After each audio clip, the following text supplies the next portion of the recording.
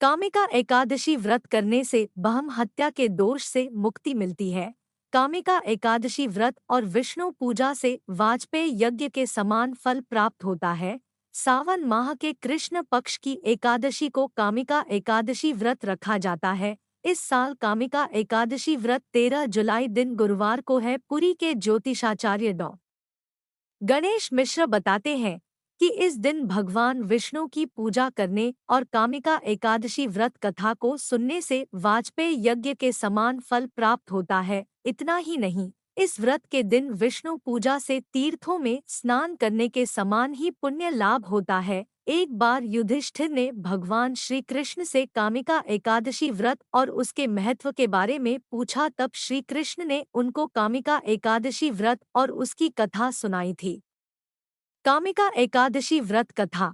भगवान श्री कृष्ण ने युधिष्ठिर से कहा कि एक बार नारद मुनि ने अपने परमपिता ब्रह्मा जी ने कामिका एकादशी व्रत की महिमा, विधि और कथा जानने की इच्छा प्रकट की। जब ब्रह्मा जी ने उनको इस व्रत के बारे में विस्तार से बताया था, वह बातें आज मैं तुम्हें बताने जा रहा हूँ। सावन कृष्ण एकादशी कामिका एकादशी के नाम से प्रसिद्ध है। इस दिन श्रीहरि विष्णु की पूजा करते हैं।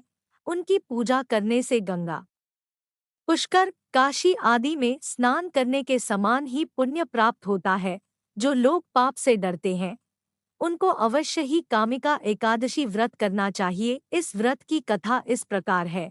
एक गांव में ठाकुर जी रहते थे। वह काफी क्रोधी स्वभाव के थे। एक दिन उनका एक ब्राह्मण से झगड़ा हो गया। क्रोधवश उस ठाकुर ने ब्राह्मण की हत्या कर दी। अपराध और पाप से मुक्ति के लिए उसने ब्राह्मण की अंतिम क्रिया करनी चाहिए, लेकिन ब्राह्मणों ने उसे आज्ञा न दी और उस पर ब्रह्मा हत्या का दोष लग गया। तब एक दिन उस ठाकुर ने एक मुनि से ब्रह्मा हत्या से मुक्ति का उपाय पूछा। तब उस मुनि ने कहा कि ब्रह्मा हत्या से मुक्ति कामिका एकादशी व्रत रखने से ही मिलेगी। इस व्रत को विधिपूर्वक करने से तुम्हारा पाप दूर हो जाएगा।